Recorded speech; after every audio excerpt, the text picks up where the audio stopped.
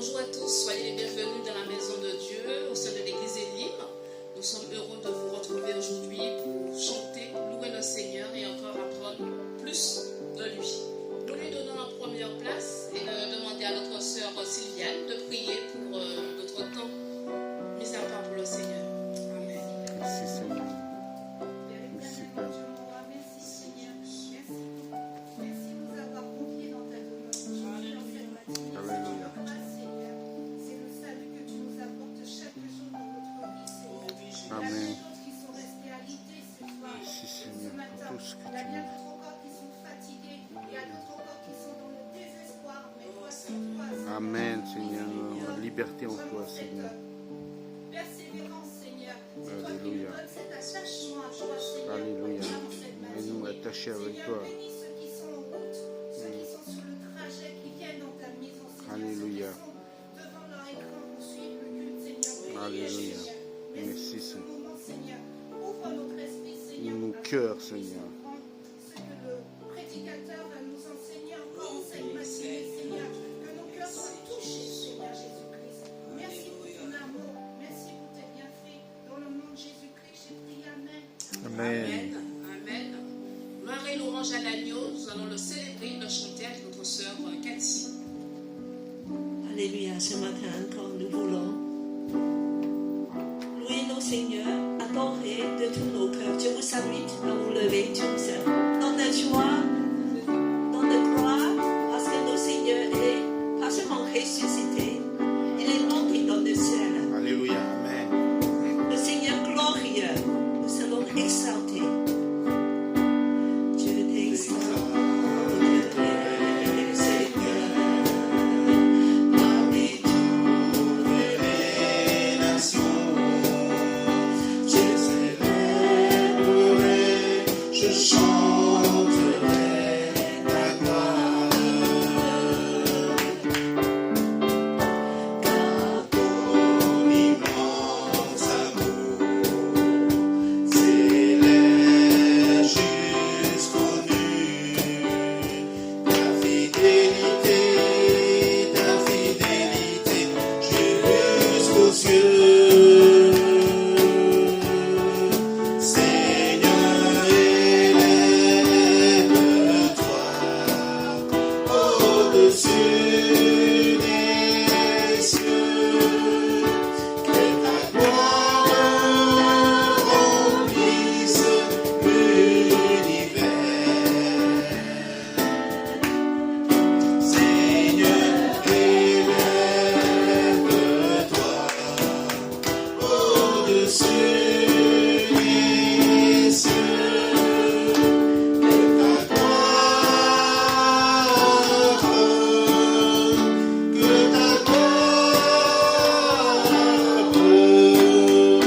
Que ta gloire remplisse l'univers. Je t'exalterai, Seigneur, parmi toutes les nations. Je célébrerai, je chanterai ta gloire. Car ton immense amour s'élève jusqu'aux nues. Ta fidélité jusqu'aux cieux. Seigneur, élève-toi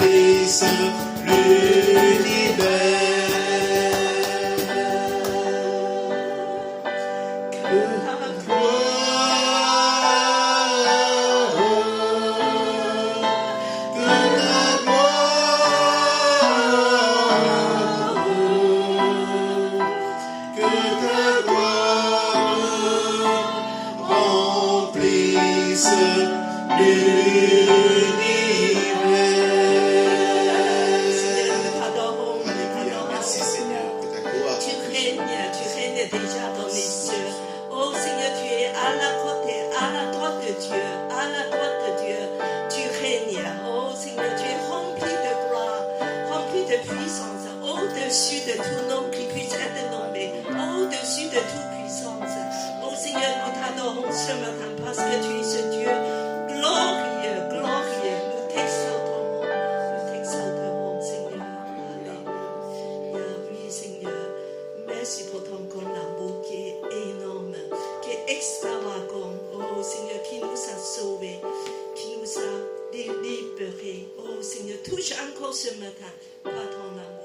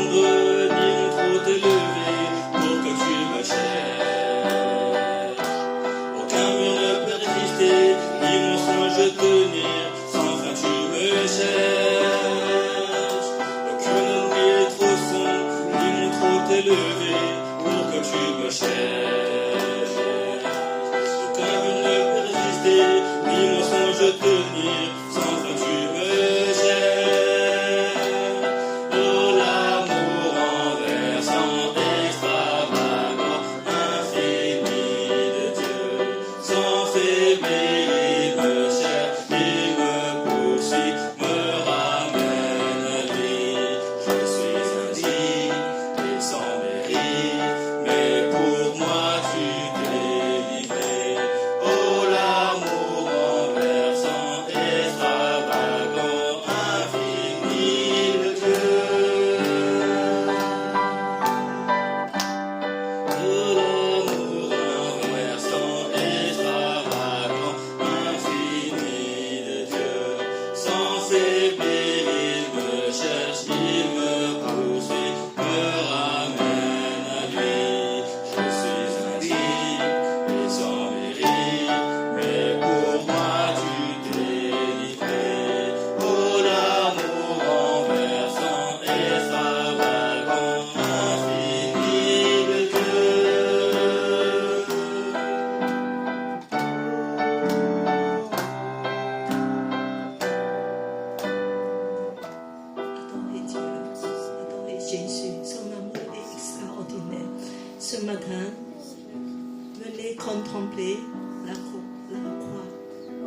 croix de Jésus. Pas seulement la croix, mais le tombeau vide. Et encore lever nos yeux vers le ciel. Il est là, il règne déjà à la droite de Dieu, rempli de gloire. Il est victorieux. Il est le Seigneur glorieux. Il a répandu l'Esprit Saint sur l'Église, sur nous. Seigneur Jésus, c'est toi qui as tout accompli, ces choses merveilleuses. Nous t'adorons ce matin.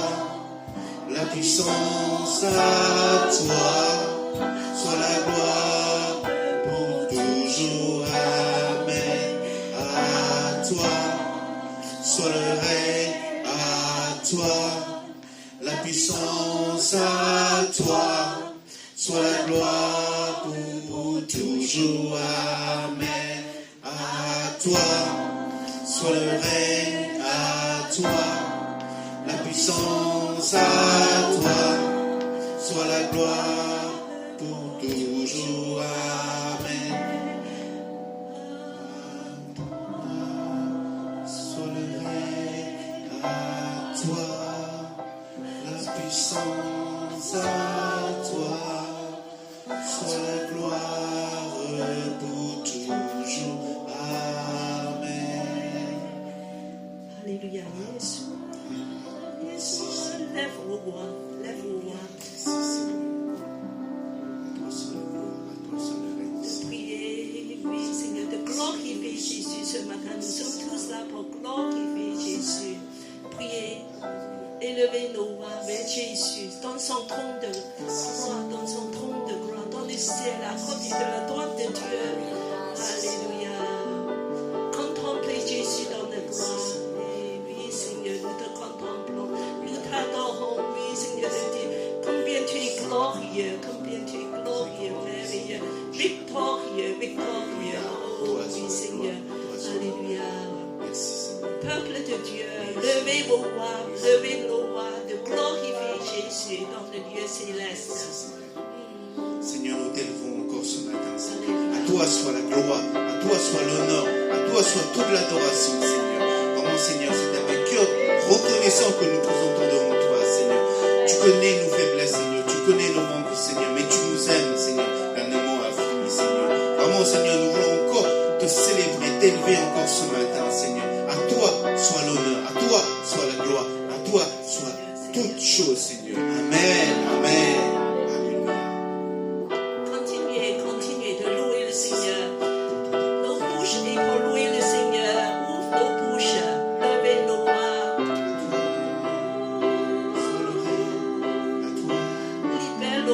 Libère nos voix vers le Seigneur.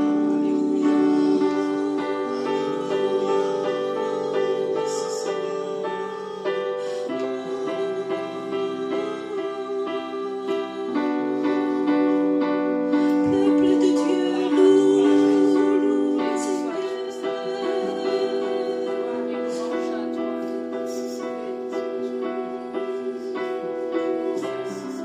Seigneur, qui est comme toi, qui est semblable à toi, Seigneur. Nul n'est semblable à toi, mon Dieu. Tu mérites l'honneur, la louange et la gloire pour tous tes bienfaits envers chacun d'entre nous. Sois glorifié, béni dans le nom de Jésus. Amen, amen. Merci. Alléluia. Prenez place. Nous allons offrir nos cœurs, nos enfants, avec un cœur reconnaissant envers le Seigneur, de dire que tu es digne de louange, tu es digne de tout ce qui est dans nos vies, des choses matérielles et aussi spirituelles. Oui, Seigneur, nous t'adorons. C'est le moment des offrandes. On reprend le premier chant. Oui, Seigneur, nous t'exalterons. Seigneur, lève-toi au-dessus des cieux,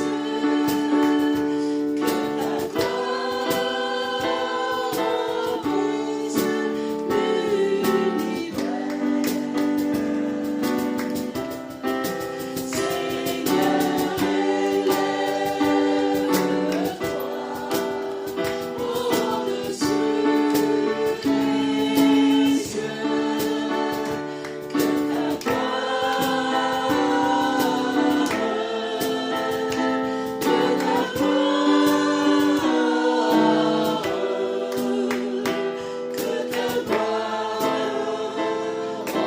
brise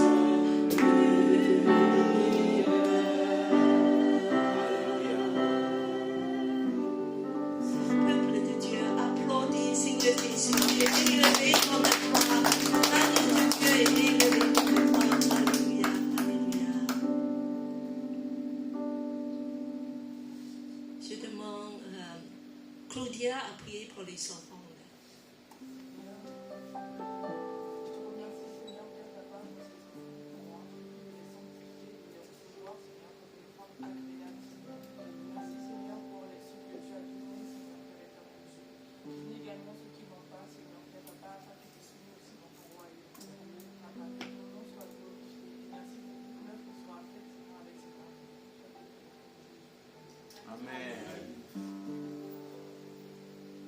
C'est aussi le moment de la scène. La scène, nous voulons souvenir de l'amour de Jésus. Dans les fois, nous avons vu qu'il y a 4 choses. L'Église primitive célèbre tout homme. Et quelles sont les 4 choses? La première chose, on dit que c'est l'enseignement. Deuxième, l'amour fraternel. Troisième, c'est la scène. Et quatrième, la prière. Ils font seulement les 4 choses. Ils faisaient les 4 choses. Donc aujourd'hui, on va revenir aux essentiels. Ce sont des choses essentielles. Alors, c'est vrai que c'est Jésus qui a tout accompli. Tout ce qu'on fait aujourd'hui, voilà. Dans l'Église, il y a plein de belles choses. On fait pas mal de choses, évangélisation, et des conférences, et encore, voilà, la communion fraternelle. Mais finalement, le centre, c'est Jésus. C'est tout ce qu'il a accompli à la croix, qui a tout déclenché, et tout découle de là. C'est pour ça que ce matin, nous voulons encore souvenir cette chose essentielle. Jésus s'est donné pour nous. Jésus s'est livré pour nous parce qu'il nous aime. Jésus nous aime. Tu te rends compte? Alors je demande à Timothée à lire un passage biblique. Ça c'est juste avant que... Ça c'est pendant le dernier repas, juste avant qu'il est arrêté. Quel amour qu'il a démontré, il a manifesté envers nous. Nous allons lire dans l'évangile de Luc, chapitre 22, les versets 19 et 18 et 20. Pardon. Ensuite, il prit du pain et, après avoir remercié Dieu, il le remplit et le leur donna en disant: ceci est mon corps qui est donné pour vous. Faites ceci en souvenir de moi. Après le souper, il prit de même la coupe et la leur donna en disant: cette coupe est la nouvelle alliance en mon sang qui est versée pour vous. Amen. Amen. Son corps est écrasé et meurtrier pour nous, afin qu'on puisse être guéri, sauvé. Et le sang est versé pour sceller la nouvelle alliance. Jésus s'est engagé à nous avec son sang. Bien-aimés, nous sommes ce matin encore de revenir vraiment aux choses essentielles. Jésus s'est donné pour nous parce qu'il nous aime. Je demande au Frère Dieudonné à lire un passage biblique. De façon qu'il nous aime, c'est extraordinaire. Lisons l'évangile de Jean, chapitre 15, versets 12 à 17. Je lis la parole de Dieu au nom de Jésus. C'est ici mon commandement. Aimez-vous les uns les autres comme je vous ai aimés. Il n'y a pas de plus grand amour que de donner sa vie pour ses amis. Vous êtes mes amis si vous faites ce que je vous commande. Je ne vous appelle plus serviteur, parce que le serviteur ne sait pas ce que fait son maître. Mais je vous ai appelé ami, parce que je vous ai fait connaître tout ce que j'ai appris de mon Père. Ce n'est pas vous qui m'avez choisi, mais moi. Je vous ai choisi. Merci. Amen. Amen. Amen. Amen. Il n'y a pas de plus grand amour que quand je donne ma vie pour mes amis. Quel amour, il nous appelle amis. Parce que il veut engager envers nous et il veut partager son cœur avec nous. Ce matin, bien-aimé, je dis que recevoir l'amour de Dieu qui est débordant vraiment de son cœur. Et encore, le pasteur Steve nous a partagé, voilà, ce qu'il a dans son cœur pour Elim, de dire chacun de nous, c'est un corde, plus ou moins long, mais il a vu qu'on puisse relier tous ensemble, de devenir un grand cercle. Et cette unité va attirer des gens extérieurs de entrer, de voir l'amour de Dieu, de sentir l'amour de Dieu. Bien-aimés, je vous demande de tous, voilà, ce matin, pour prendre le Saint, on va tous relier dans un cercle. Et symboliquement, ça c'est l'unité. Alors je vous invite de tenir la main de la personne à côté de vous. Nous allons former tous un grand cercle. C'est cette unité. Dans cette unité, on va prendre la scène de dire que nous sommes un corps en Christ. Nous sommes un seul corps. Il y a un seul corps.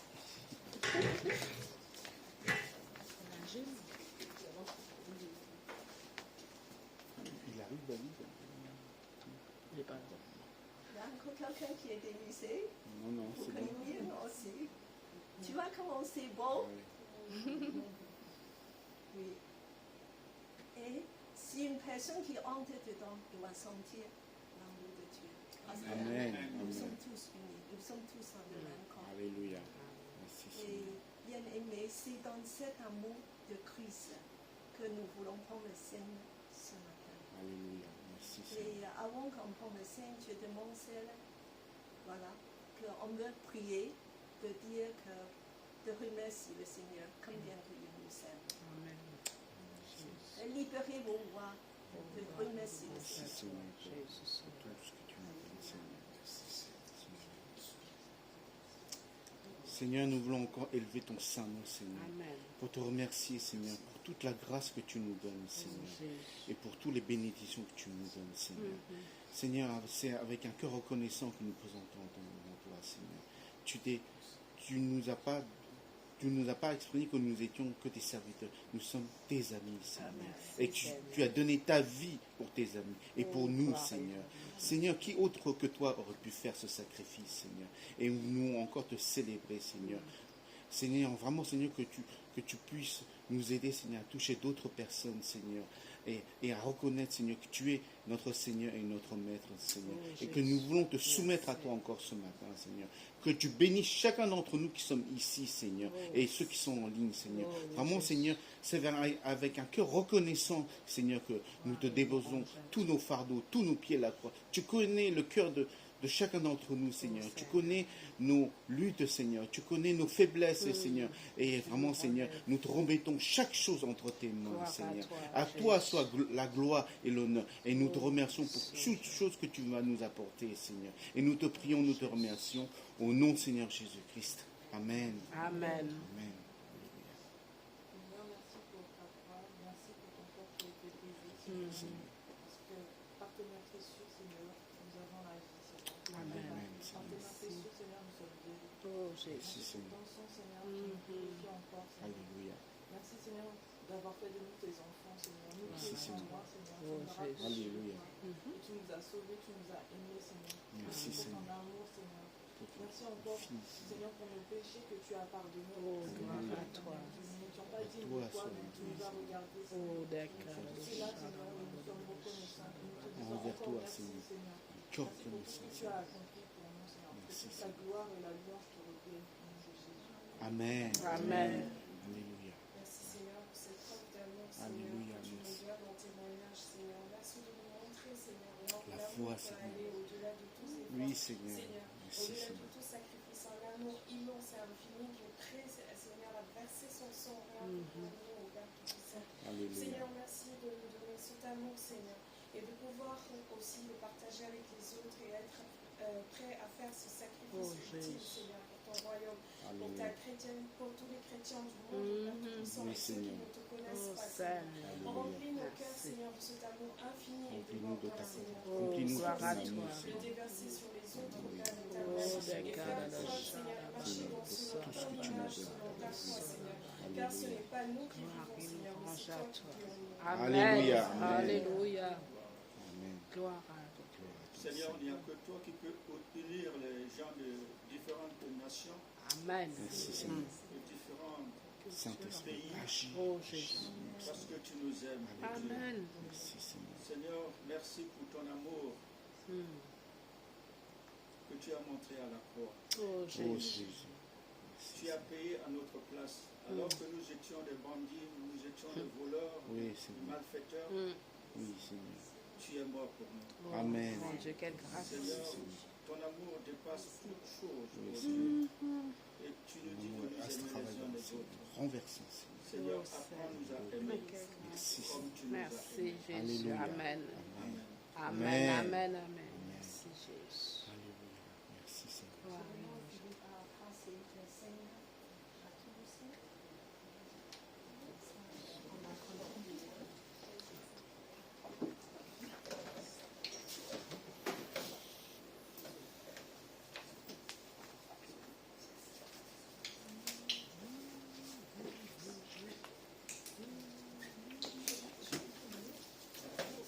Merci.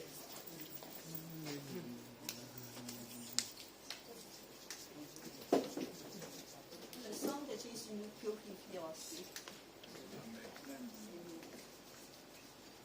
Merci.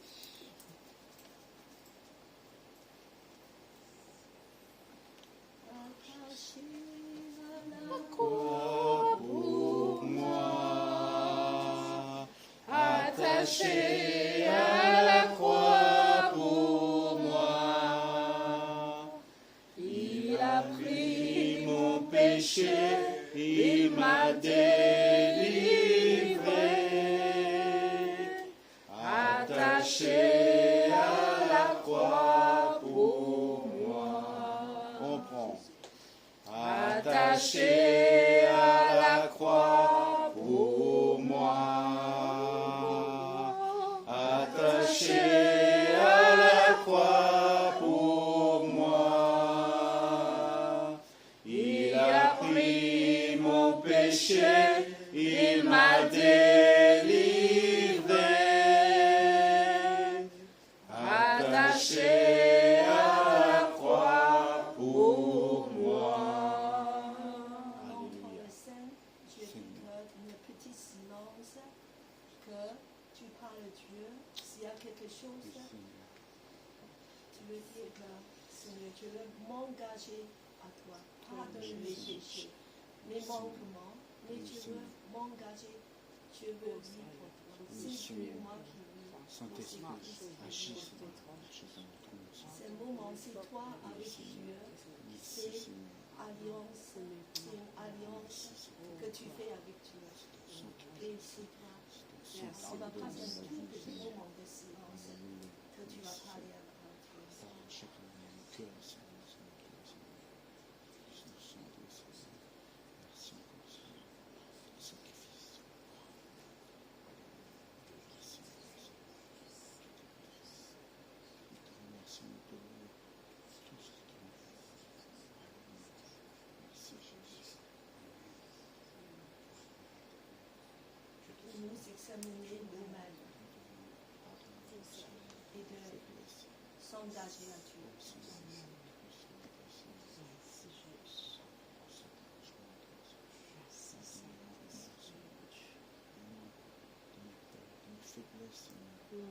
Seigneur Jésus, merci pour ton amour si grand pour nous. Ce matin, nous voulons encore dire combien Tu es grand, que Seigneur, tu t'es livré pour nous. Seigneur, tu as porté nos péchés. Oh Seigneur, merci pour cet amour extravagant, renversant. renversant. Merci, Oui, Seigneur. Seigneur, infaillible, Oui, Seigneur. éternel. Oui, Seigneur, efficace. Seigneur, nous voulons dire que nous t'aimons. Qui Et reconnaissant. c'est dans un cœur débordé de la reconnaissance. Nous voulons Alléluia. prendre le signe Merci, ensemble Jésus. de dire Merci, Merci Jésus. Amen. Merci, Jésus. Amen. On va prendre Amen. la scène ensemble. Amen. Amen. Alléluia.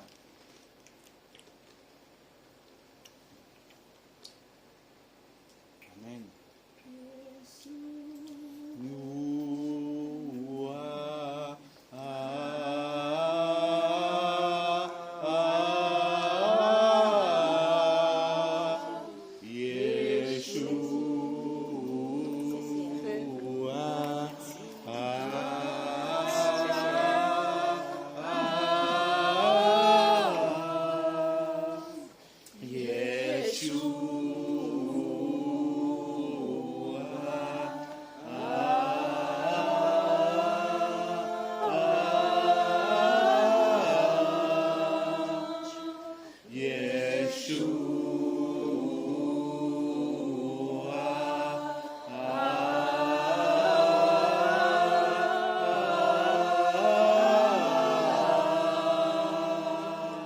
Merci Seigneur Jésus. Amen. Et dis à la personne côté de toi que Jésus t'aime, je t'aime aussi.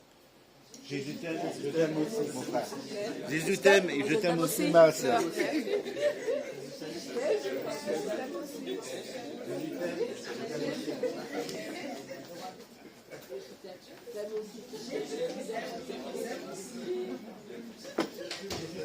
t'aime aussi, ma soeur.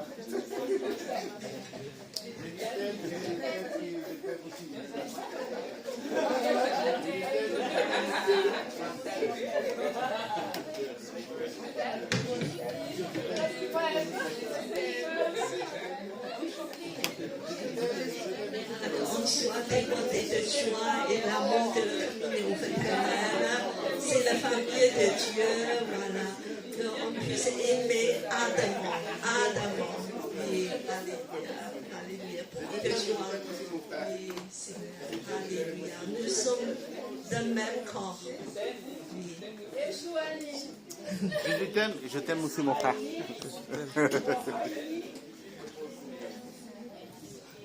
Alléluia, gloire à Dieu. C'est vraiment une belle joie d'être ensemble dans la maison de Dieu et d'être en famille. Le nom du Seigneur soit glorifié. Ah ben, on manifeste l'amour du Seigneur, gloire à Dieu. Amen. Soyez bénis amplement, voilà, infiniment dans l'amour et la grâce de Dieu.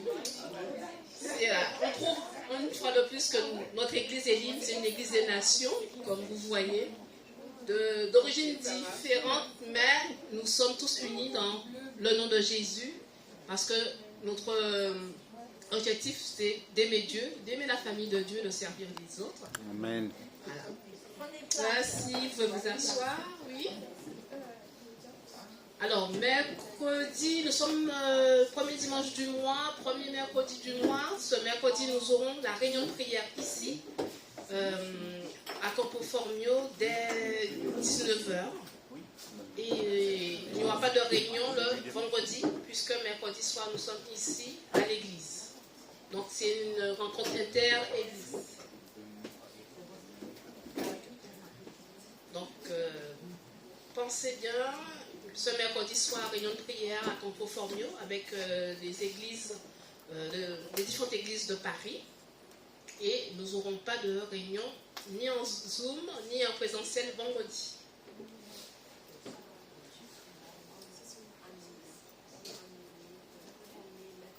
Parce qu'il y a une sommet de prière le vendredi et le samedi.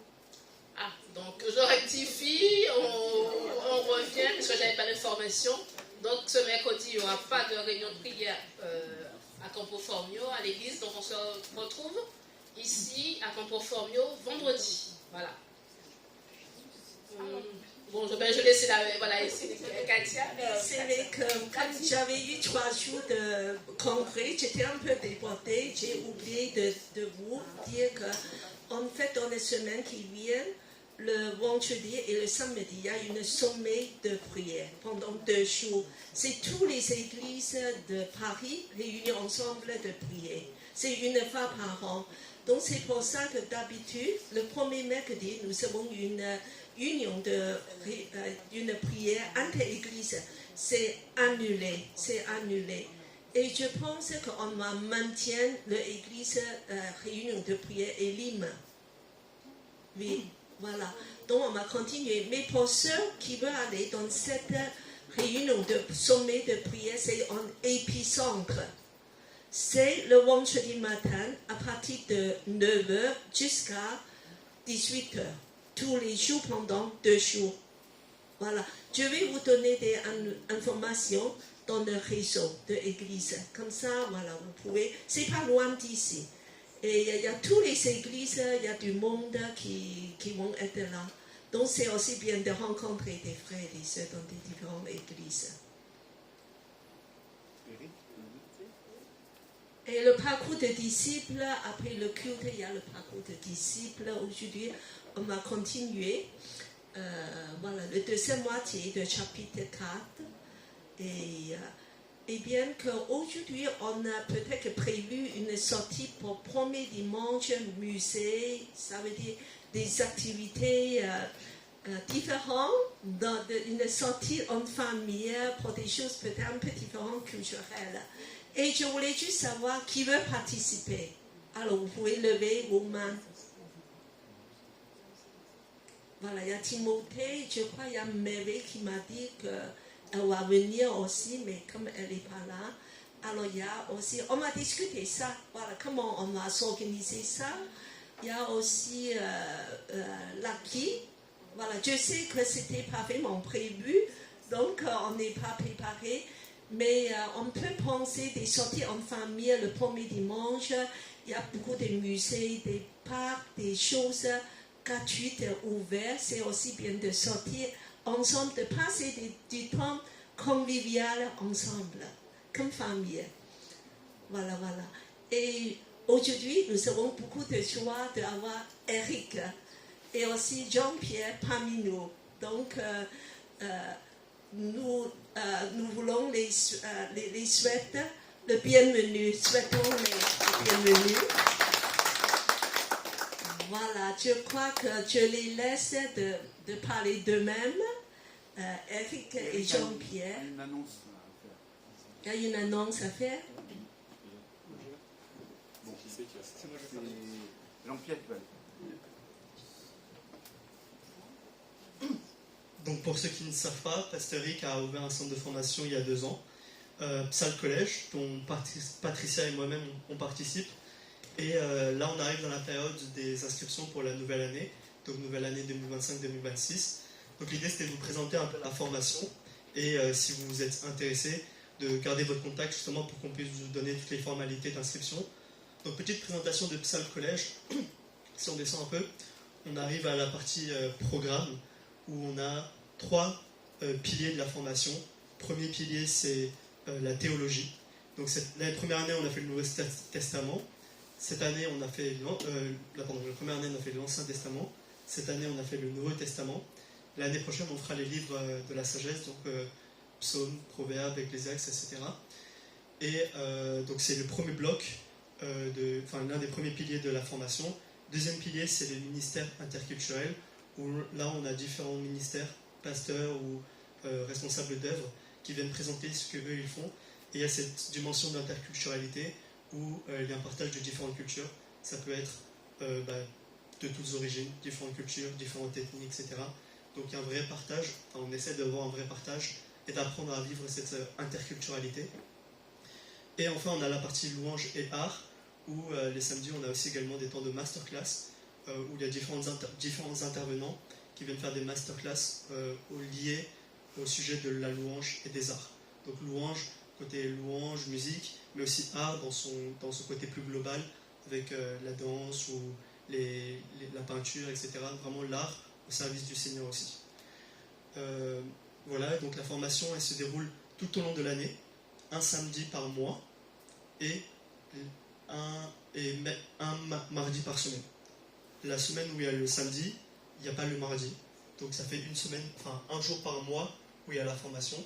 Donc c'est soit le mardi soir de 19h à 21h, soit le samedi matin toute la journée, donc de 9h à environ 16h, 17h. Et donc l'idée c'est qu'il y a une formation continue toute l'année. Et pour ceux qui ont des enfants, lors des vacances scolaires, on suit le calendrier universitaire des vacances, ce qui fait que vous avez aussi des temps de vacances pour pouvoir passer du temps avec la famille et garder cet équilibre-là. Et tout au long de l'année, on a plus de 20 intervenants, donc que ce soit pour les ministères, que ce soit pour la louange ou l'art, même la théologie, on peut avoir différents intervenants qui viennent partager, prêcher et enseigner. Et pour ceux qui veulent, on a 2 parcours. On a à la fois le parcours validant, où vous pouvez du coup valider, obtenir un diplôme. Tous les 2 ans, il y a un diplôme, et avec des crédits ECTS qui vous sont accordés en fonction du travail fourni. Et sinon, vous avez aussi la possibilité de participer en auditeur libre, où là, vous n'êtes pas obligé de rendre toutes les validations, mais on va quand même vous pousser pour que la formation puisse le plus vous apporter. C'est-à-dire que vous ne serez pas juste des spectateurs, vous serez toujours acteur de la formation, même si vous êtes auditeur libre. L'idée, c'est vraiment que cette formation puisse vous équiper dans le service à l'Église et même vous équiper personnellement et vous nourrir personnellement dans votre cheminement avec le Seigneur. Et donc, c'est une formation qui est aussi à la fois hybride, qui est hybride, donc à la fois en présentiel, ceux qui veulent. On n'est pas loin d'ici, c'est Glacière sur la ligne 6 à l'Espina, donc c'est à quelques stations d'ici sur la ligne 6, ou sinon vous pouvez les suivre à distance également. Mais on encourage bien sûr la présence, puisque comme ça on peut partager avec les frères et sœurs présents, et aussi c'est plus facile de suivre quand on est ensemble pour s'encourager plutôt que tout seul à distance.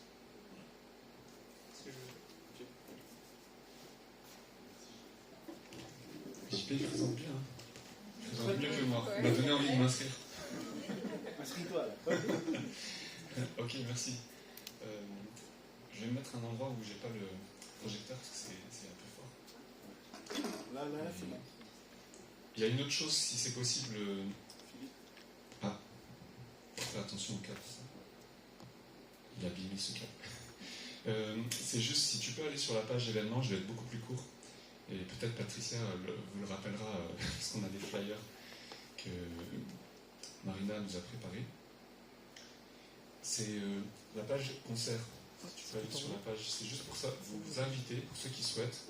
Donc ça, c'est la formation à l'année, pour ceux qui souhaiteraient une formation à distance, parce que c'est le mardi soir, samedi, c'est adapté à ceux qui travaillent ou qui étudient. Et le 4-5 juillet, c'est juste 2 jours. 2 jours de partage, donc vendredi soir à partir de 17h, le samedi 5, la journée, à partir du matin jusqu'à 16-17h. On ne va pas finir trop tard samedi, parce qu'on sait que le dimanche, tout le monde a le culte.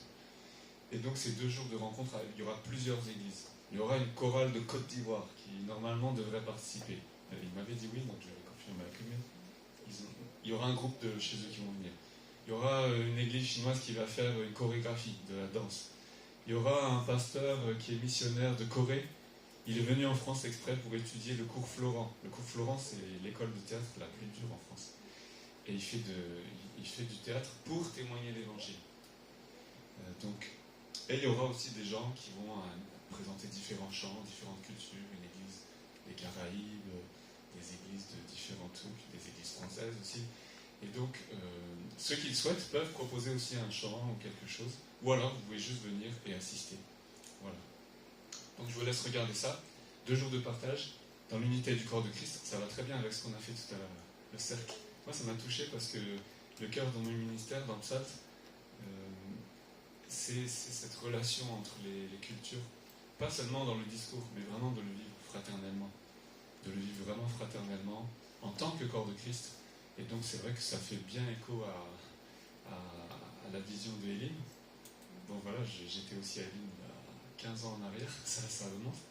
Mais voilà, il y a quelque chose qui nous relie ensemble, c'est ça, c'est de faire que nous sommes un peuple de toute nation. Et souvent, quand on regarde les églises en France, c'est vrai qu'on est de toute nation, mais il y a chaque communauté un peu de son côté. Donc de temps en temps, c'est bien quand il y a des événements où on se rassemble ensemble. Et voilà, vous êtes tous les bienvenus. C'est entrée libre, hein, il faut juste s'inscrire pour qu'on réserve les places, mais il n'y a pas de, on ne fait pas payer, il faut juste s'inscrire pour réserver la place. Voilà.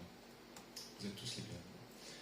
Alors aujourd'hui, ce matin, nous allons parler de l'amour extravagant de Dieu, c'est ça, hein? Oui. Nous allons chanter l'amour extravagant de Dieu, et c'est là que je vois que Dieu il nous inspire, il nous conduit, parce que moi, c'est pas celui-là. Ça c'est un cours que j'ai donné en mars. C'est je vais vous parler de la confiance extraordinaire de Jésus en ses disciples. Donc nous sommes au temps de l'Ascension, n'est-ce pas? Vous êtes tous contents d'avoir eu un jour férié en plus cette semaine, pour ceux qui travaillent, le jeudi de l'Ascension. Si tu peux afficher la projection. Et donc, Jésus, après avoir donné sa vie, après avoir, c'est vrai, comme on l'a vu, pris ce repas avec ses disciples, où il a dit « Je ne mangerai plus jamais avec vous et je ne boirai plus jamais jusqu'à ce que nous buvions de nouveau dans le royaume de Dieu. » Mais il a donné ses dernières volontés aux disciples. Puis il est parti. Il est mort, il est ressuscité, c'est vrai. Il leur est apparu un certain temps, mais l'ascension cette semaine, c'est ce départ de Jésus qui ne reviendra plus jusqu'à ce que vraiment il revienne avec puissance. Et ça fait partie du credo de tous les chrétiens. Nous croyons au retour du Seigneur. Amen. Ça fait partie du credo, hein. Le symbole des apôtres.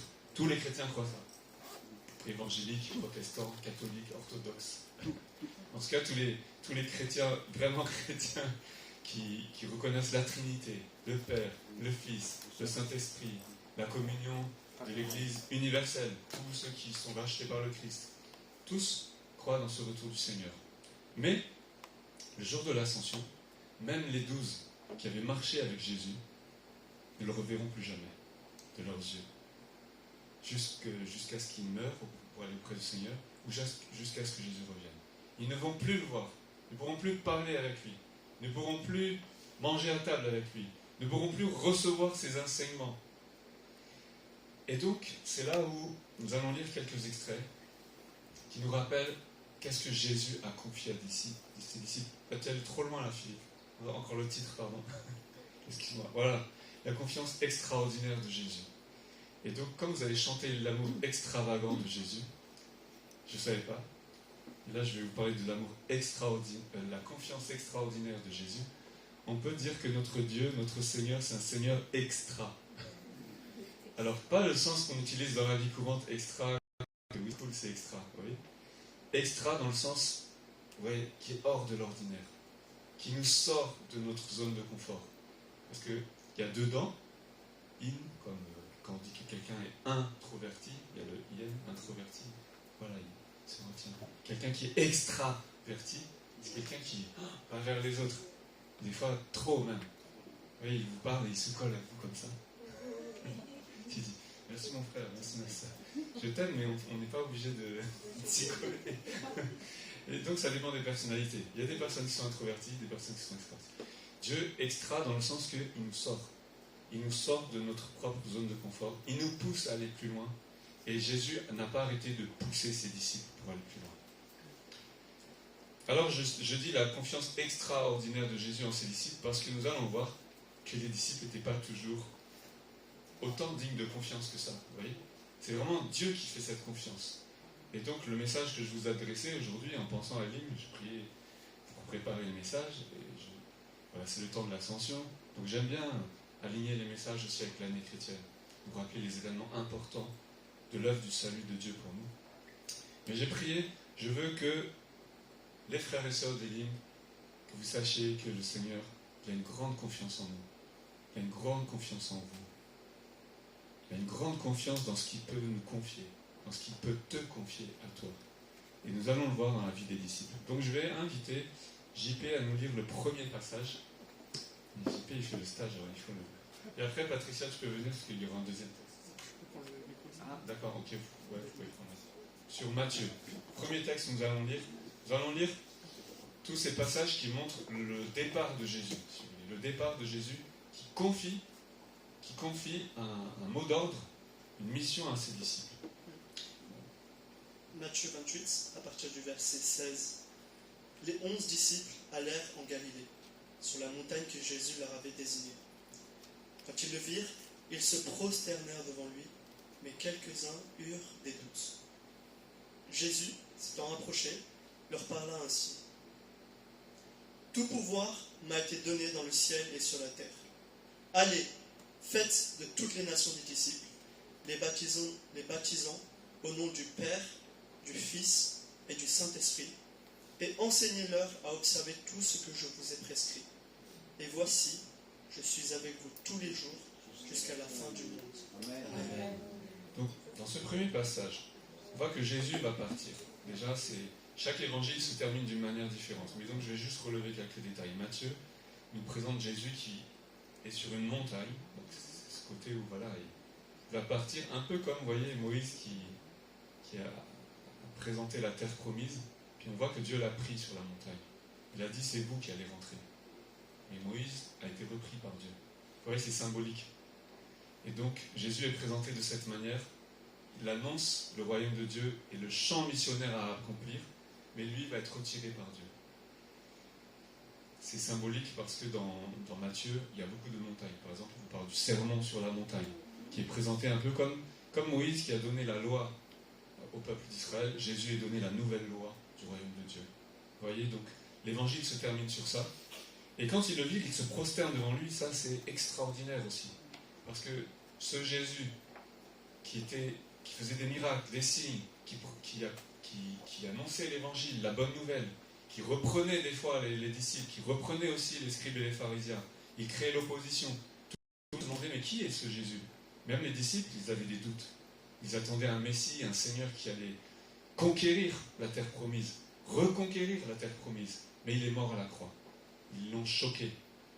Et tous ont fui à la croix. Il ne restait que 2-3 personnes à la croix. Et combien de disciples? Quel disciple est resté à la croix?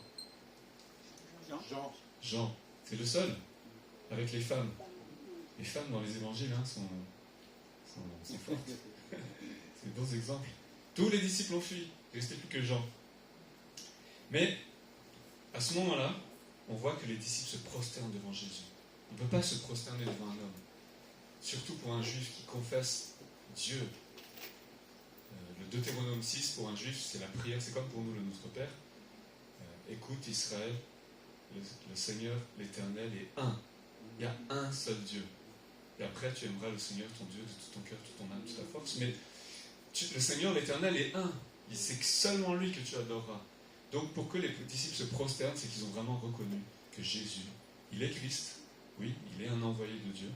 Parce que le Christ, c'était le roi, le Messie. Et David, c'était un roi, mais jamais on allait se prosterner devant lui, vous voyez. Moïse, c'était un prophète, mais jamais on allait se prosterner devant lui. Donc, ils avaient des rôles, on peut dire messianiques, parce que Messie, c'est celui qui est oint. Ils avaient l'onction de Dieu. Mais ça ne veut pas dire qu'on allait se prosterner devant eux. Les disciples ont reconnu que Jésus était pleinement Dieu. Que cet homme, qui est fils de Dieu, il était de filiation divine. Il était en Dieu. Le Père est en lui. Il est dans le Père. Et il a promis que les disciples seraient dans cette communion avec lui et le Père. Donc c'est très profond, ces petits passages qui nous montrent qu'ils ont reconnu la divinité du Christ. Mais quelques-uns eurent des doutes. Et là, beaucoup de commentaires ont écrit sur cette petite ligne. Qu'est-ce que ça veut dire, ils eurent des doutes? Donc je n'aurai pas le temps de m'étaler, mais je vais juste vous dire que peut-être ils avaient des doutes et des craintes. Jésus va partir, qu'est-ce qui va leur arriver? Regardez ce que Jésus a subi. Leur maître, il a été crucifié, cloué, rejeté, on lui a craché dessus, on l'a fouetté, on l'a insulté. Ils peuvent se dire, qu'est-ce qui nous attend, vous voyez? Ils peuvent avoir des doutes. Jésus nous dit, ok, je vous confie la mission de continuer, mais qu'est-ce qui va nous arriver? Ils peuvent aussi avoir des doutes sur comment va s'accomplir la mission. Jésus part, il nous a dit de faire ça, mais par où on commence? Comment on va faire? Et, vous voyez? Où est-ce qu'on commence à annoncer l'évangile? Comment on annonce l'évangile? Par où, comment, quelle heure? Ouais, tout. C'est comme dans les programmes d'église, et il y a des personnes qui ont des idées, on va faire ça! Et puis il y a tout de suite les gens qui disent, ah, mais comment on va faire? Comment on va organiser? Comment Ils veulent les détails, vous voyez? Ils veulent le programme détaillé. Et Jésus n'a pas donné de programme détaillé. Donc peut-être que certains sont inquiets de dire on n'a pas reçu d'instructions précises. Comment ça va se passer? Donc tout ça, c'est un encouragement pour vous dire, même si tu ne sais pas quel est le plan exact de Dieu pour ta vie, tu n'as pas toutes les instructions précises, mais c'est pas grave, parce que Jésus est monté aux cieux. Il a dit qu'il enverra l'Esprit Saint, et qu'avec lui, on pourra faire toutes choses. Et donc Jésus les rassure, comment? En leur disant, tout pouvoir m'a été donné dans le ciel et sur la terre. On pourrait dire, n'ayez pas peur, n'ayez aucune crainte. Ça, c'est ce que va dire Jean. N'ayez pas peur. Soyez en paix, je vous laisse ma paix. Et là, Jésus les rassure. Tout pouvoir m'a été donné dans le ciel et sur la terre. Toute autorité. Le nom de Jésus, c'est le seul nom qui a été donné pour que nous soyons sauvés. Et ce nom-là, Jésus le confie à ses disciples. C'est ça aussi. Non seulement il dit, moi, tout pouvoir m'a été donné, mais vous serez témoins de mon nom. Donc, par cela, Jésus donne la base, si vous voulez, les fondements pour la mission. Jésus n'a pas confiance dans ses disciples parce qu'ils sont forts, parce qu'ils prêchent bien, parce qu'ils avaient une foi pour déplacer les montagnes. Jésus confie la mission à ses disciples parce que c'est en son nom qu'ils pourront annoncer l'évangile. C'est par son pouvoir, par son autorité, pas par eux-mêmes. Et donc, si vous voulez, le poids n'est pas sur toi, ou sur moi, ou sur nous. C'est dans le nom de Jésus que nous pouvons servir Dieu. C'est dans son nom que nous pouvons annoncer la parole de Dieu. C'est dans son nom que le Saint-Esprit peut agir et toucher les cœurs. Et là, cette grande mission, allez, la grande commission, comme ça a été appelé dans le monde évangélique, faites de toutes les nations des disciples. Allez, faites de toutes les nations des disciples, les baptisant au nom du Père, du Fils et du Saint-Esprit. Enseignez-leur à observer tout ce que je vous ai prescrit. Et voici, je suis avec vous tous les jours, jusqu'à la fin du monde. Donc vous voyez, Jésus à la fois les rassure, les encourage, leur dit que voilà, ils ont l'autorité du nom de Jésus avec eux. Et en même temps, il leur confie une mission extraordinaire, incroyable, extravagante, si je veux reprendre le chant. 12 disciples, il en manque un. Il n'y en a plus que 11 parmi les 12. Judas a renié le Seigneur. Il a mis fin à ses jours, au lieu de revenir se repentir. Mais avec cette poignée d'hommes, Jésus dit, vous allez faire de toutes les nations des disciples. Ça semble fou, en fait, si vous y réfléchissez. Qui parmi nous, je veux dire, s'il a une entreprise, il va prendre 10 personnes, et il va dire, allez, vous allez aller dans tout le monde pour vendre nos services ou développer notre activité. Non, ils vont dire, tu commences d'abord là, ici, puis tu commences à tisser des réseaux, et puis tu vas travailler avec les personnes avec qui tu peux t'associer, vous voyez. Mais Jésus a dit, allez partout, dans toutes les nations. Il leur a pas dit comment, mais il leur a dit, allez. Donc c'est quand même une confiance énorme que Jésus a confiée dans ses disciples. Vous imaginez ? C'est une confiance énorme. Enseignez-leur à observer tout ce que je vous ai prescrit. Et je vous lirai quelques passages qui nous montrent combien Dieu leur fait confiance, parce que ce n'était pas gagné d'avance. Je vais vous lire un autre extrait. C'est dans Marc, on peut y aller. Marc, enfin il apparut aux 11, pendant qu'ils étaient à table, et il leur reprocha leur incrédulité et la dureté de leur cœur, parce qu'ils n'avaient pas cru ceux qu'il avait vus ressusciter. Puis il leur dit, allez par tout le monde et prêchez la bonne nouvelle à toute la création. Celui qui croira et qui sera baptisé sera sauvé, mais celui qui ne croira pas sera condamné. Voici les miracles qui accompagneront ceux qui auront cru. En mon nom, ça rappelle ce qu'on a lu tout à l'heure, en mon nom, ils chasseront les démons, ils parleront de nouvelles langues, ils saisiront des serpents. S'ils boivent quelques breuvages mortels, il ne leur fera point de mal. Ils imposeront les mains aux malades, et les malades seront guéris. Tout ça en mon nom. Le Seigneur, après leur avoir parlé, fut enlevé au ciel, et il s'assit à la droite de Dieu. Toute autorité et tout pouvoir m'ont été donnés. Vous voyez, on retrouve l'écho. Sauf que là, c'est chez Marc. Et ils s'en allèrent prêcher partout. Le Seigneur travaillait avec eux et confirmait la parole par les miracles qui l'accompagnaient. Voilà, donc Matthieu et Marc ont écrit leurs évangiles, il n'y avait pas d'autres épisodes après. Donc c'est pour ça qu'ils racontent déjà ce qui se passe après. Alors que Luc, il a donné une suite, donc c'est beaucoup plus développé dans le livre des Actes. Mais là, on voit bien que Marc, lui, a résumé. Il a tout résumé dans ces quelques versets. Le fait que les disciples ont continué la mission et qu'ils ont effectivement accompli des choses. On voyait ce que confie Jésus là à ses disciples, c'est quand même assez exceptionnel. C'est-à-dire, même si on y réfléchit pour nous aujourd'hui, en mon nom, ils chasseront les démons. Bon, ça, il y a des églises qui le font encore.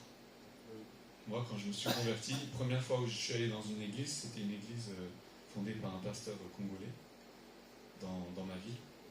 Et moi, j'étais choqué. Ils ont prié pour la délivrance d'une femme qui a poussé des cris, qui est tombée par terre. Je me suis dit, où j'ai mis les pieds.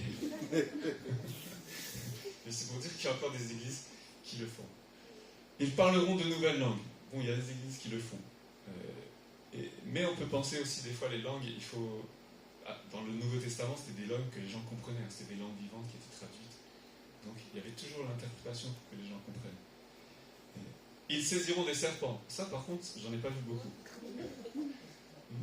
J'ai pas vu beaucoup de pasteurs ou missionnaires qui attrapent des serpents venimeux comme ça, à la main. Je sais pas. Hein. S'ils boivent quelques breuvages mortels, il ne leur aura pas de mal. Ça, c'est rare aussi. J'ai jamais entendu parler encore. Que quelqu'un va boire un poison et il n'aura rien. Ils imposeront les mains aux malades et les malades seront guéris. Ça on a déjà beaucoup de témoignages de ça.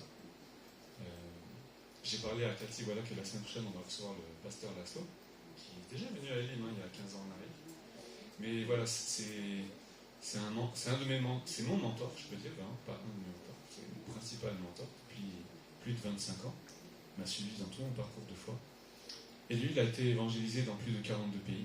Il a vu des miracles extraordinaires, des guérisons. Et je crois que dans toutes ces choses-là, il y a des choses que l'Église poursuit aujourd'hui, mais il y a des choses que, vous voyez, on ne voit plus trop, ou peut-être que, est-ce que les gens y croient encore vraiment? Vous voyez, je ne sais pas. On pourrait poser la question. En tout cas, Jésus a dit, voilà ce que je vous confie. Les disciples. Vous imaginez la confiance que Jésus place dans ses disciples? C'est incroyable, c'est extraordinaire. Jésus a dit, vous le ferez.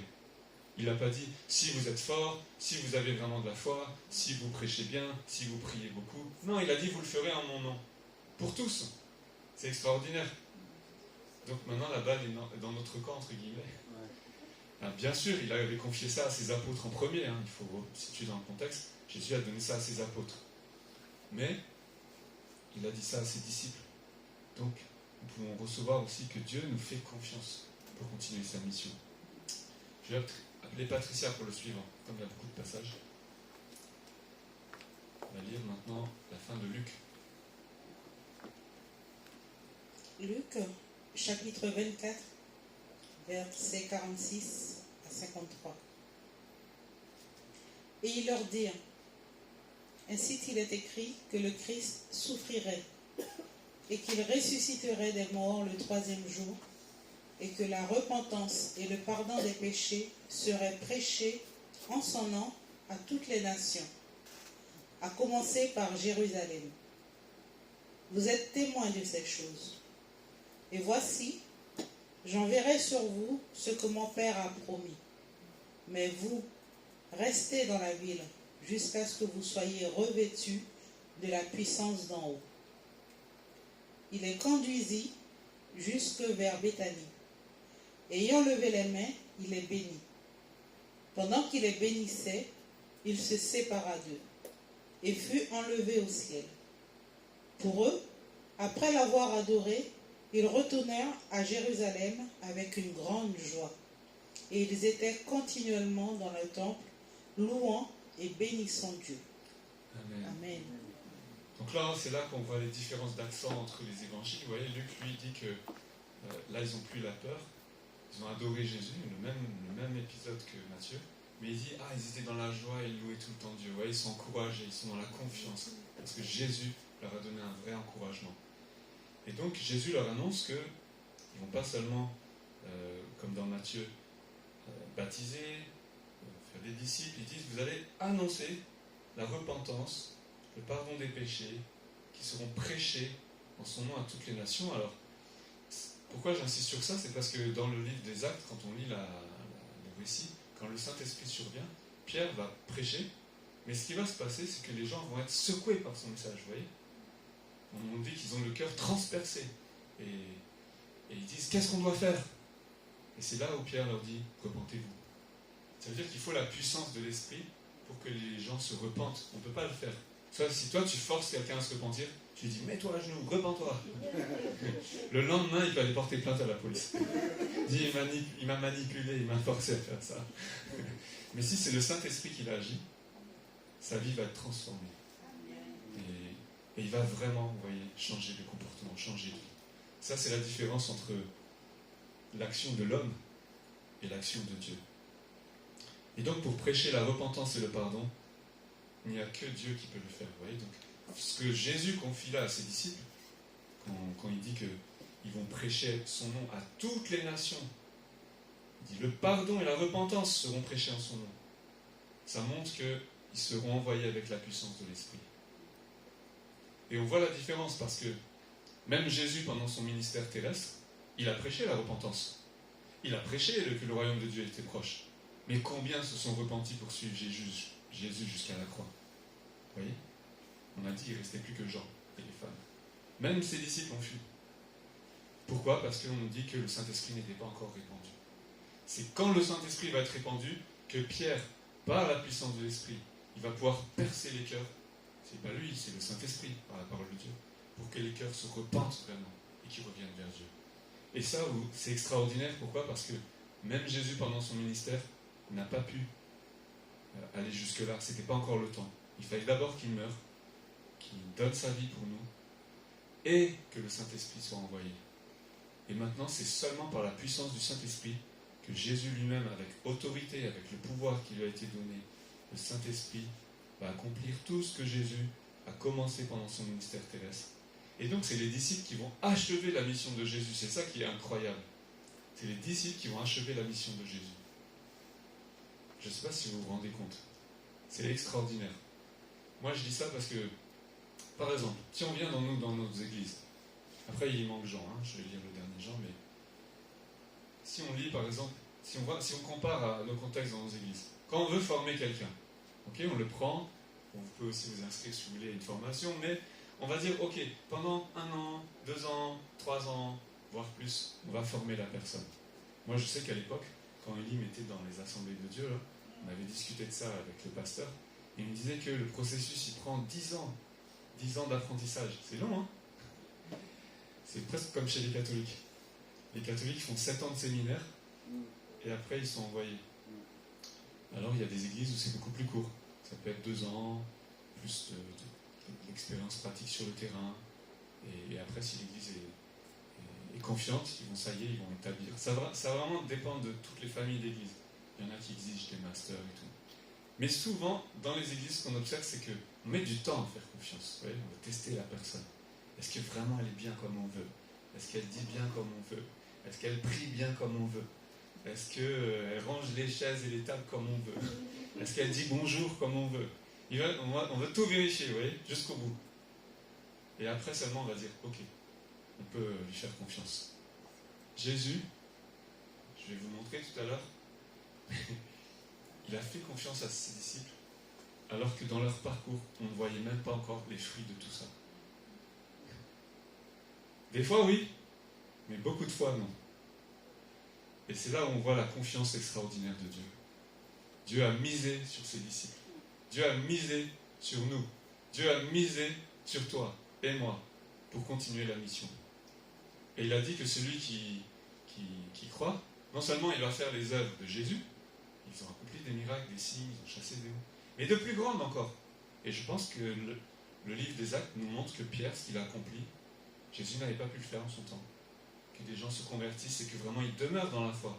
Pas seulement Jésus a nourri les foules, oui, mais après ils sont tous partis, les foules. Quand Jésus leur a dit, vous devez manger ma chair et boire mon sang, justement. Et là, ils ont dit, oh, c'est trop, Seigneur. Et on nous dit que beaucoup des disciples, même des disciples qui suivaient Jésus, pas les 12, mais les autres, et parmi eux, vous imaginez, il y a des disciples, ils avaient été envoyés pour chasser des démons, pour annoncer la bonne nouvelle, prier pour les malades. Ils ont vu ces choses-là. Ils se sont réjouis. Quand vous lisez dans Luc, on nous dit que les 70 qui sont allés en mission, ils sont revenus, ils ont dit, oh Seigneur, même les démons nous sont soumis. Ils étaient époustouflés, émerveillés. Ils ont dit, waouh, quel Dieu extraordinaire. Mais quand Jésus lui dit, est-ce que vous allez être prêts à manger ma chair et boire mon sang? Ils ont dit, oh Seigneur, là tu nous en demandes trop.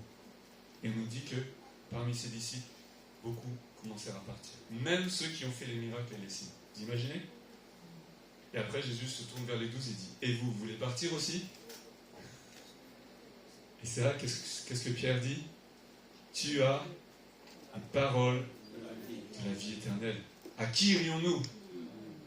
Voilà, mais parmi les 12, on voit qu'il y en a un qui quand même a remis le Seigneur. Vous voyez. Jusqu'au bout. Jésus en a gardé 11. Pierre va en convertir 3000 d'un coup. Il a fait des plus grandes œuvres dans ce sens-là. Et ça seulement parce que Jésus leur a confié ça. C'est pas parce que Pierre est fort, c'est parce que Jésus lui a fait confiance. Je vais lire le dernier, Jean, les derniers. Thomas lui répondit, « Mon Seigneur et mon Dieu. » Jésus lui dit, « Parce que tu m'as vu, tu as cru. Heureux ceux qui n'ont pas vu et qui ont cru. » Jésus a fait encore en présence de ses disciples beaucoup d'autres miracles qui ne sont pas écrits dans ce livre. Mais ces choses ont été écrites afin que vous croyiez que Jésus est le Christ, le Fils de Dieu, et qu'en croyant vous ayez la vie en son nom. Et encore l'autre passage, Philippe, le dernier. Jésus a fait... Ah ben non, je l'avais dit. Pardon, c'est le même. C'était ça. Jésus a fait encore beaucoup d'autres. Ok. On a terminé. Donc ça, dans Jean, on n'a pas le récit directement de l'ascension, mais il dit que Jésus a accompli beaucoup de choses et que toutes ces choses ont été écrites pour que nous puissions croire. Donc on n'a pas l'envoi en mission des disciples, mais on voit que l'histoire continue. Puisque à travers le témoignage des apôtres et de tous ceux qui ont transmis l'évangile jusqu'ici, le but c'est qu'aujourd'hui, il y ait des personnes qui puissent croire, voir ce que Jésus a accompli. Donc tout ça pour dire que Jésus, donc Jean n'a pas autant détaillé, donc je ne vais pas développer beaucoup sur cet extrait-là, mais Jean nous montre d'autres choses. Et là, on va le voir ensemble. Il nous montre d'autres choses, il nous montre comment Jésus a une confiance extraordinaire dans ses disciples, malgré les disciples. Dis à ton voisin, Dieu te fait confiance. Dieu te fait confiance. Ou disons, dis, Dieu mise sur toi. Dis-lui. Dieu mise sur toi. Mais dis-lui, Dieu a une confiance extraordinaire en toi. Et ce n'est pas parce que tu es extraordinaire. C'est parce qu'il est extraordinaire. Alors, je vais vous le montrer pourquoi. Si vous avez vos Bibles, Marc 8, un extrait. Vous n'êtes pas obligé de tout lire, je vais vous citer les extraits. Mais Marc 8, on nous montre le parcours des disciples. Et là, je vous ai donné les promesses incroyables de Dieu. Je vais vous montrer qu'en fait, ce n'est pas lié à combien les disciples sont exceptionnels. Pour montrer que même vous, toi et moi, Dieu nous fait confiance, malgré nos erreurs et nos imperfections. Et nous verrons la clé pour ça. Marc 8, on voit que les disciples raisonnent en eux parce qu'ils n'ont plus de pain. Et Jésus leur dit, pourquoi raisonnez-vous sur ce que vous n'avez pas de pain? Êtes-vous encore sans intelligence? Ne comprenez-vous pas? Avez-vous le cœur endurci? Vous avez le cœur endurci. C'est loin après ça. C'est loin après ça. C'est tout à la fin. Et donc Jésus a dit à ses disciples, vous ne comprenez pas. Est-ce que vous imaginez ça? Jésus a confié une mission à ses disciples. C'est pas grave, montre pas sinon, parce que j'en ai plein d'autres. Tu peux enlever, parce que je vais vous lire directement. Je préfère que vous soyez concentrés avec moi, parce que je vois que tout le monde cherche l'écran. Tu peux le cacher, tu peux cacher le... Laisse juste si tu peux laisser juste le titre du message, le slide de titre, s'il te plaît, Philippe. Voilà le titre principal. Merci beaucoup. Je vais vous les donner. C'est pour vous dire que comment Jésus a pu envoyer des gens en mission alors que Jésus leur dit que pendant qu'il était là, ils ne comprenaient pas. Ne comprennent pas ce que Jésus dit.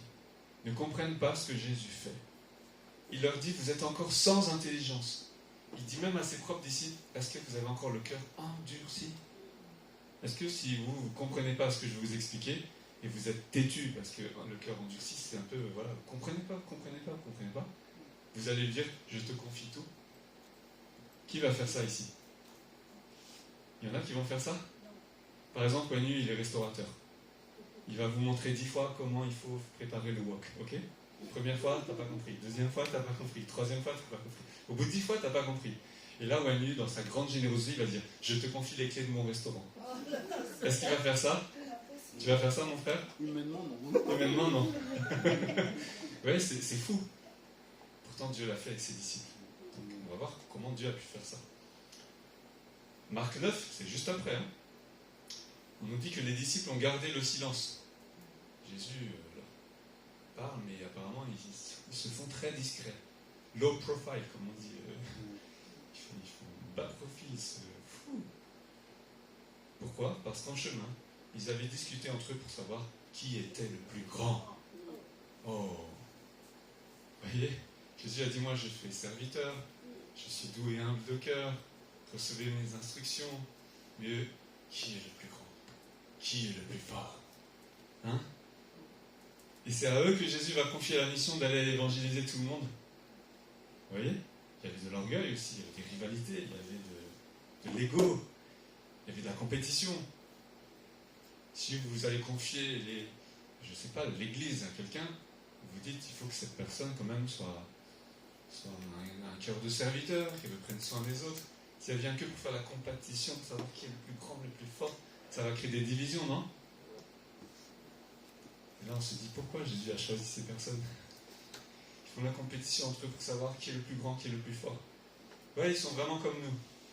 Je veux dire, quand vous voyez les disciples, ils sont vraiment comme nous. Ils sont humains. Il y en a qui veulent les premières places, il y en a qui veulent être respectés. Vous voyez? Luc 9. Il y a une personne qui a un enfant possédé par un esprit démoniaque et qui le jette dans le feu, dans l'eau. Il dit, j'ai prié tes disciples de le chasser et ils n'ont pas pu. En français, on dirait bande d'incapables. Vous voyez? Et Jésus va dire, race incrédule et perverse. On ne sait pas s'il s'adresse à la famille ou à la foule, ou est-ce qu'il s'adresse à ses disciples. C'est un peu ambivalent, vous voyez? En tout cas, comment ça se fait que vous soyez si endurcis? Alors, peut-être que c'est vraiment les personnes aussi qui étaient incrédules. On voit que Jésus, par exemple, a fait moins de miracles dans sa ville, dans sa région. On nous dit parce qu'il ne croyait pas. Jésus a pu quand même faire des miracles, il est Dieu, mais pas beaucoup. Parce que les gens ne mettaient pas la foi en lui. Donc, peut-être qu'il y a une partie qui vient de la foule.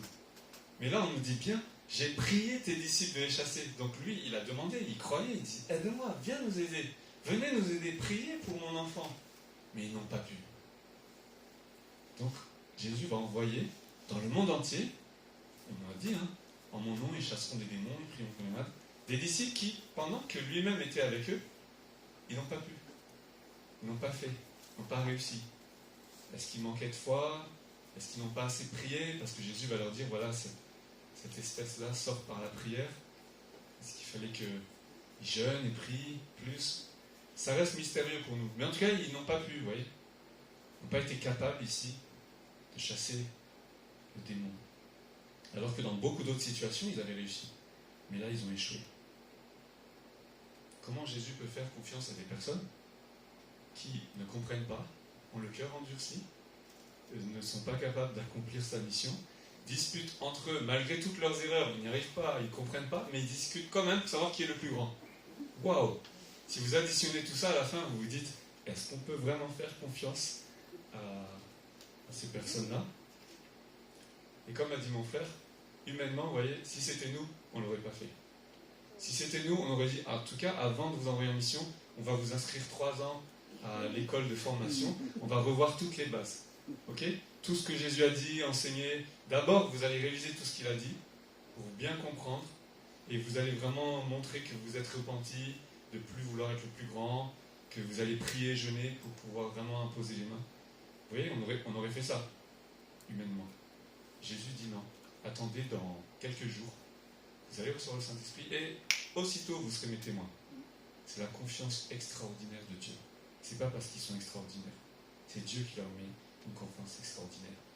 Thomas, je vous ai lu la fin de l'évangile. Donc c'est là où Jean est intéressant. Thomas qui dit mon Seigneur et mon Dieu. Voilà, il confesse que Jésus il est Seigneur, il est Dieu. Mais juste avant, je vous lis le passage juste avant. Thomas appelé Didyme, l'un des 12. n'était pas avec eux lorsque Jésus vint. C'est dans Jean 21. Les autres disciples lui dirent donc, Jean 20, pardon. Les autres disciples lui dirent donc, nous avons vu le Seigneur. Mais il leur dit, si je ne vois pas dans ses mains la marque des clous, et si je ne mets pas mon doigt dans la marque des clous, si je ne mets pas ma main dans son côté qui a été percé, je ne croirai point. Waouh, Thomas, il a le cœur endurci jusqu'au bout, lui. Les disciples l'ont vu, les femmes l'ont vu, les apôtres l'ont vu.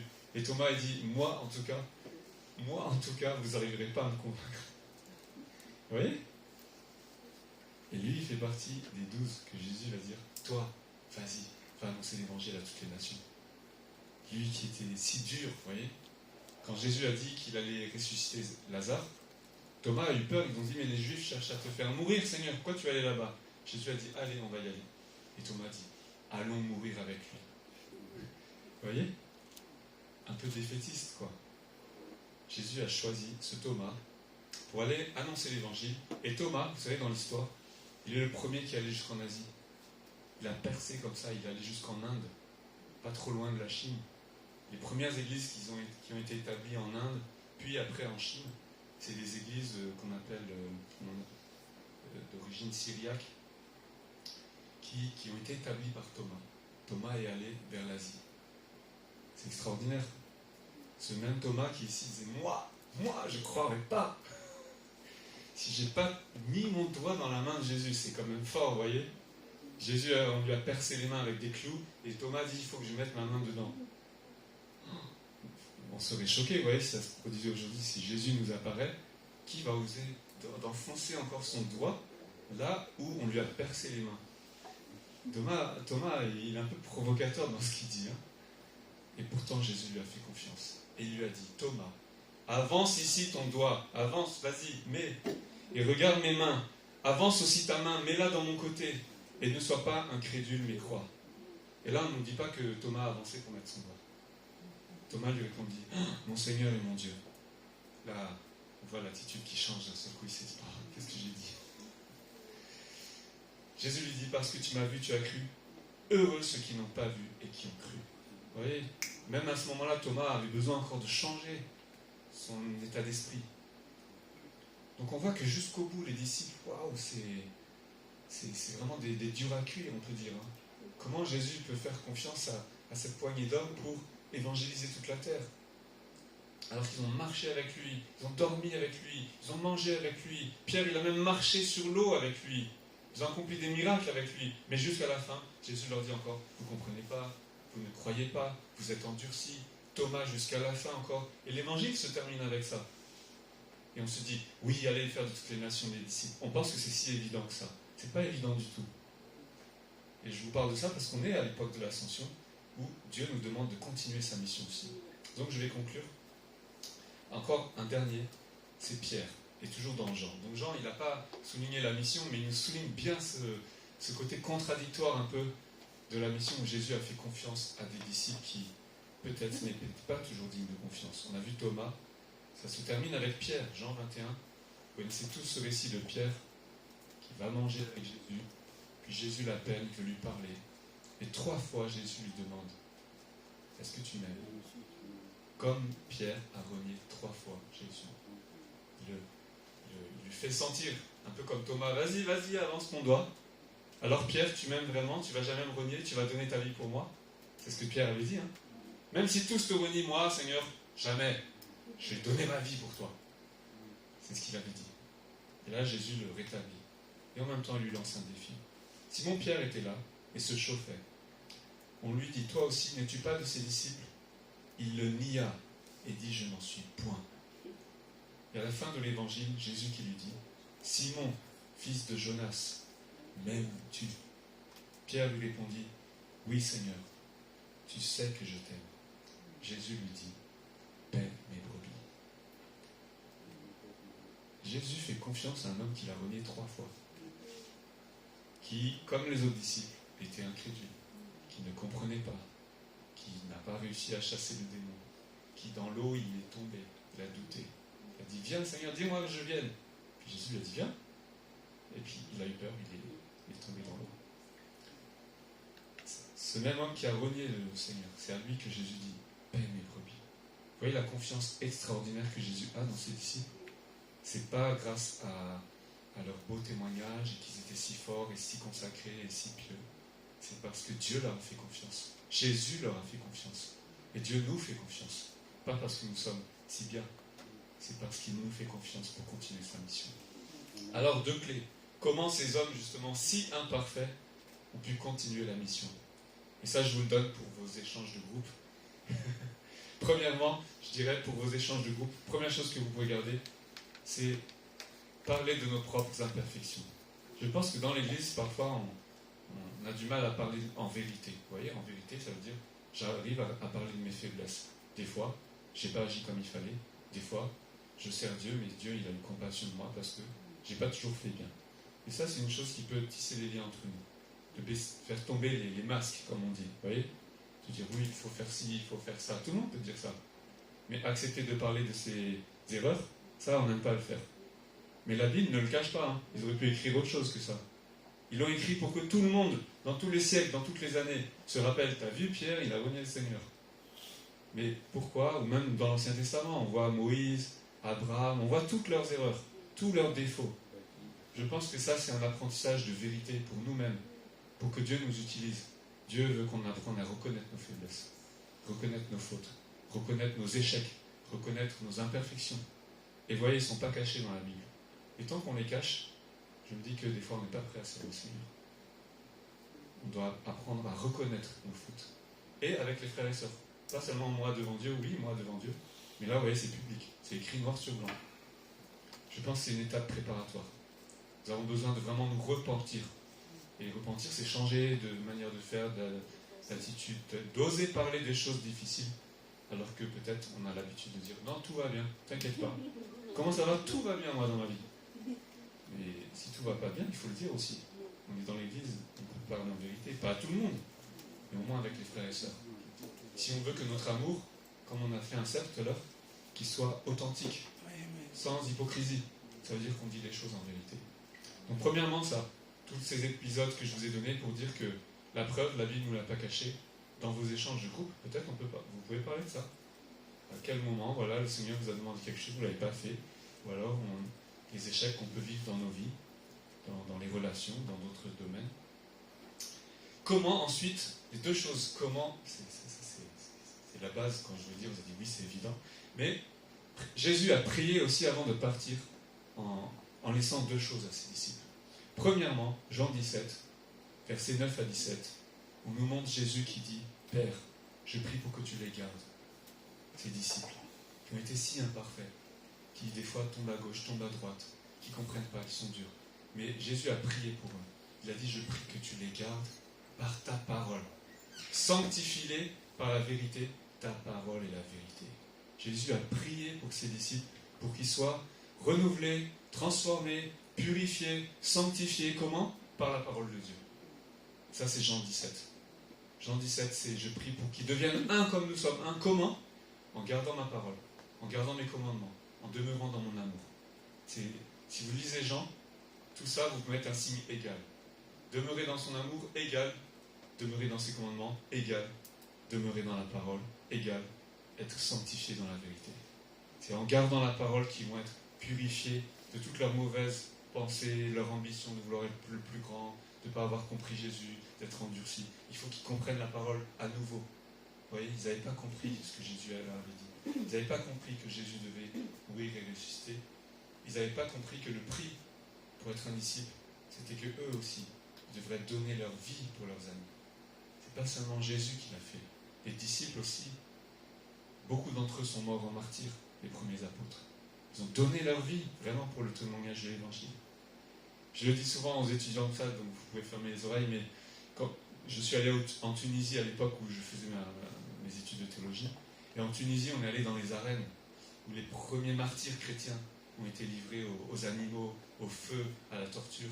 Et vous voyez encore les trous, là, les espèces de petites grottes, d'où, avec les barres, d'où sortaient les lions et les bêtes sauvages. Et donc ils attachaient les chrétiens ou les gens qui devaient être torturés à des chaînes pour pas qu'ils puissent s'enfuir. Et il y a le témoignage de 2 femmes, Félicie et Perpétue, que j'ai lu, qui vraiment sont mortes dans ces ruines, parce qu'en Tunisie, c'était Carthage à l'époque, c'était l'Empire romain. Et donc il y a les ruines de Carthage, et vraiment, quand vous allez là-bas, c'est bouleversant. Hein. On voit le témoignage des premiers chrétiens, ils ont dû donner leur vie aussi pour l'évangile, vous voyez. Et comment? Parce que la parole les a transformés. C'est la première chose. La parole de vérité, Jean 17. Et la deuxième, vous savez, on est dans une église pentecôtiste ici, c'est le Saint-Esprit. Amen. Donc là, c'est tout le récit de Actes 1, versets 2 à 5, puis tout le récit de Actes 2 aussi, où Jésus, je vais juste lire la fin, peut-être on peut lire ça, Philippe, si tu veux bien afficher ici. Actes 1, versets 2 à 5. Et je vais vous laisser sur ça. Donc, il raconte le récit des évangiles, où Luc a parlé dans son premier livre de tout ce que Jésus a commencé de faire et d'enseigner dès le commencement, jusqu'au jour où il fut enlevé au ciel, voilà l'ascension, après avoir donné ses ordres par le Saint-Esprit aux apôtres qu'il avait choisis. Vous voyez, même Jésus, cet ordre de mission, Luc est le seul à dire qu'il l'a dit par le Saint-Esprit. Quand Jésus est ressuscité, il va s'asseoir près de Dieu. Mais tant qu'il est dans son ministère terrestre et qu'il est au milieu d'eux, c'est par le Saint-Esprit que Jésus agit. Et donc, après qu'il eut souffert, il leur apparut vivant et leur en donna plusieurs preuves, se montra à eux pendant 40 jours, et parlant des choses qui concernent le royaume de Dieu. Comme il se trouvait avec eux, il leur recommanda de ne pas s'éloigner de Jérusalem, mais d'attendre ce que le Père avait promis, ce que je vous ai annoncé, leur dit-il, car Jean a baptisé d'eau, mais vous, dans peu de jours, vous serez baptisés du Saint-Esprit. Ces hommes qui avaient parfois le cœur sans intelligence, a dit Jésus, endurci, orgueilleux, dur. Jésus a dit, attendez, je vous fais confiance, mais attendez. Vous ne pourrez pas y aller comme ça. Vous ne pourrez pas aller accomplir ma mission. Ne bougez pas. Parfois, on veut se presser dans les projets qu'on a pour le Seigneur, aller à gauche, à droite. Et le Seigneur veut qu'on attende. Il dit, d'abord, tu dois être revêtu de mon esprit. Tu dois être transformé dans ton cœur aussi. Ton comportement et ton caractère doivent changer. Ta mentalité doit changer. Ton cœur doit changer. Ton endurcissement, il doit être brisé. Et avec le Saint-Esprit, là, tu pourras aller. Et ça, c'est les 2 clés que Dieu nous donne. Si on veut servir le Seigneur a une confiance extraordinaire en toi et moi. Il veut faire des choses extraordinaires dans ta vie. Plus que toi, tu l'imagines. Parce que Jésus a fait cette confiance à ses disciples. Avec toutes leurs imperfections. Il peut faire infiniment au-delà de tout ce que nous demandons, pensons. Et tout ce qu'il nous demande, c'est de recevoir sa parole, qu'elle nous transforme, qu'elle nous sanctifie, qu'elle purifie tout ce qui est pas bon, vous voyez, tout ce qui peut bloquer Dieu, et qu'on soit vraiment profondément changé, converti, transformé dans la repentance, le pardon, par le Saint-Esprit. Et alors, Dieu pourra nous envoyer en mission pour que dans toutes les nations, nous fassions des disciples. Au nom du Père, du Fils et du Saint-Esprit. Amen. Amen. J'invite juste à vous lever et prier. Je ne sais pas si Cathy a un chant ou... Non. Sinon, je peux en prendre un. Il n'y a pas de guitare? Non. Si, il y a une guitare. Piano, je vais essayer, mais je ne sais pas en prendre.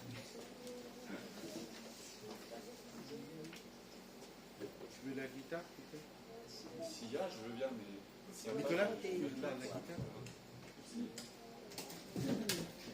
Je vais faire avec 3 accords, c'est bon.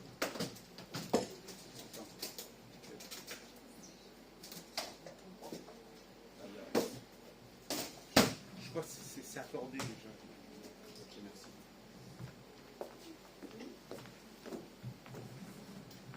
Merci Nicolas. C'est costaud maintenant, Nicolas. Très costaud.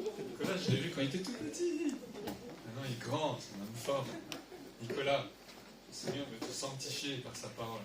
Il veut te remplir de son esprit. Il veut faire de belles choses dans vos vies. Philippe aussi.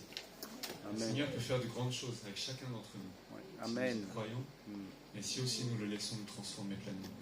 Je vais juste vous faire un petit chant qui dit justement, on a besoin du Saint-Esprit, ni par puissance, ni par force, mais par mon esprit, dit le Seigneur. Amen. C'est un chant très court qui dit Roua, souffle sur nous.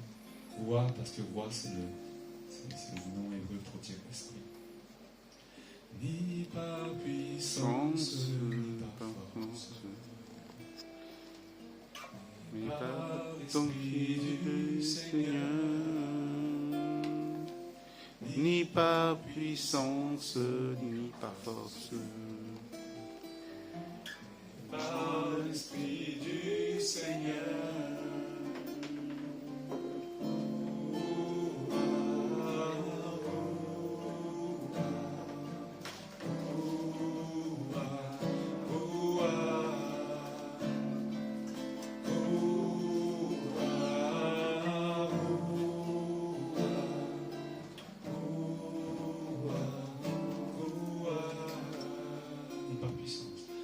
ni par puissance, ni par force,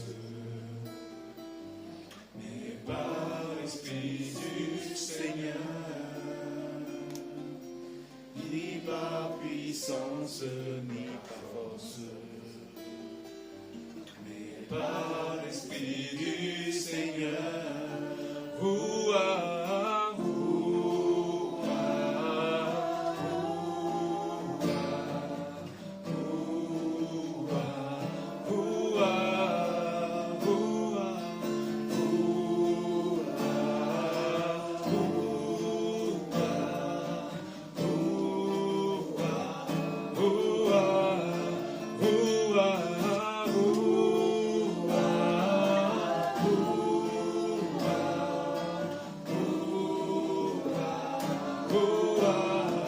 Souffle sur nous.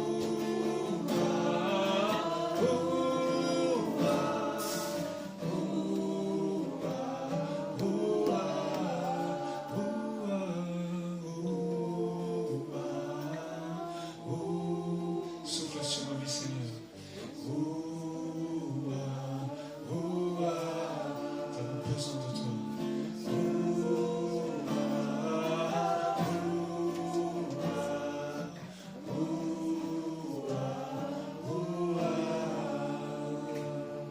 Père, nous te bénissons pour tes promesses, Seigneur.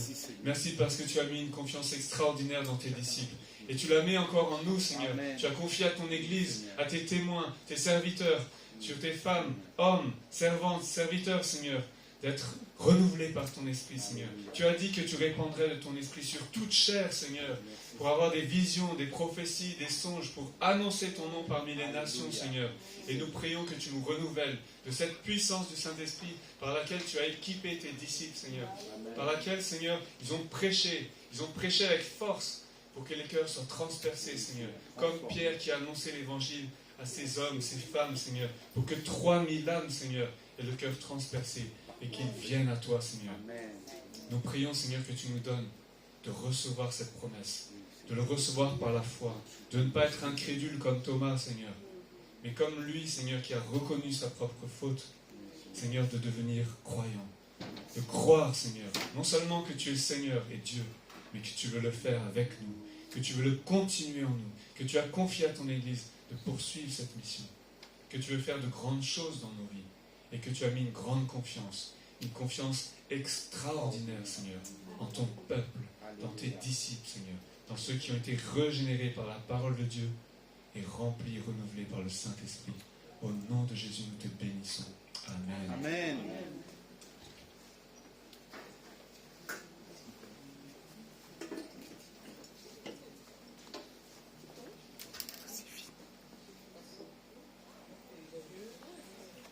On est là, le culte est terminé, mais la semaine prochaine, dimanche prochain, c'est Pentecôte.